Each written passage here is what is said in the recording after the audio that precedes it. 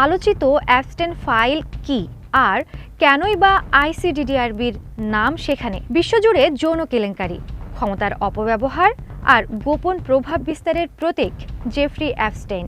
কিন্তু যুক্তরাষ্ট্রের বিচার বিভাগে প্রকাশিত অ্যাপস্টেইন ফাইল খুলতেই সেখানে উঠে আসে একটি অপ্রত্যাশিত নাম, বাংলাদেশের আন্তর্জাতিক খ্যাতিসম্পন্ন গবেষণা প্রতিষ্ঠান আইসিডিডিআরবি।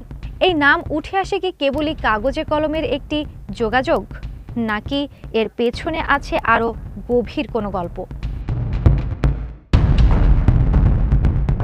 প্রকাশিত নথি অনুযায়ী 2014 সালের 17 এপ্রিল জেফ্রি অ্যাপস্টেনের কাছে পাঠানো একটি ইমেইলে আইসিডিডিআরবিকে বাংলাদেশের একটি অতি সুপরিচিত প্রতিষ্ঠান হিসেবে উল্লেখ করা হয়। ইমেইলটির বিষয় ছিল আন্টিক জীবাণুবিদ্যা। আইসিডিডিআরবি ওই মেইলটি পাঠানো হয়েছিল অ্যাপস্টেনের এক ঘনিষ্ঠ সহযোগীর পক্ষ থেকে। সেখানে প্রস্তাব দেওয়া হয় বাংলাদেশে আইসিডিডিআরবিকে কেন্দ্র করে একটি সরকারি বেসরকারি অংশীদারত্বে দীর্ঘমেয়াদী প্রোবায়োটিক গবেষণা উদ্যোগ গড়ে তোলার। ইমেইলে উল্লেখ করা হয় তুলনামূলক কম বিনিয়োগের মাধ্যমে ভবিষ্যতে উৎপাদিত যে কোনো প্রোবায়োটিক বা সংশ্লিষ্ট পণ্যের মুনাফা থেকে 3% নিশ্চিত লাভ পাওয়া যেতে পারে।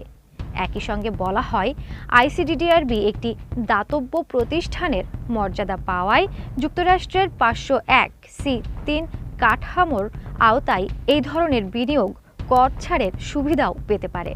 প্রস্তাবদাতা পুরো বিষয়টিকে একটি 10 বছরের দীর্ঘমেয়াদী পরিকল্পনা হিসেবে বর্ণনা করেন এবং এমন একটি অংশীদারত্বকে বড় সাফল্য হিসেবে আখ্যা দেন।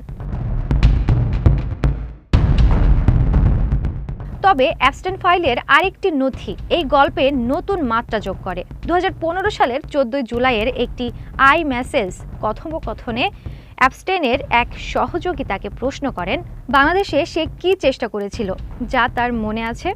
জবাবে অ্যাপস্টেন লেখেন, তিনি একবার বাংলাদেশে সাহায্য করার চেষ্টা করেছিলেন কলেরা ইত্যাদি নিয়ে কাজ করার উদ্দেশ্যে, কিন্তু পরে অনেক টাকা জড়ালেও ফলাফল ছিল ভয়াবহ এবং সবকিছু খারাপ হয়েছে বলে তিনি মন্তব্য করেন।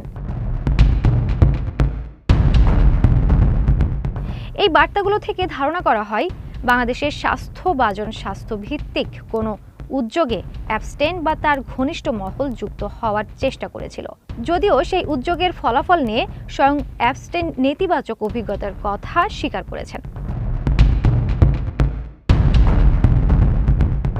অ্যাপস্টেন ফাইলে আরও দেখা যায় 2010 সালের 4 জানুয়ারি তার এক ঘনিষ্ঠ সহযোগী বাংলাদেশ ও ভারত সফর করেছিলেন।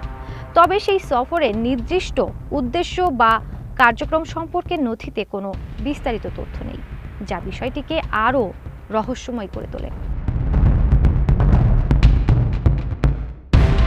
অ্যাপস্টেন ফাইল হয়তো এখনো অনেক অস্বস্তিকর সত্য সামনে আনার অপেক্ষায়।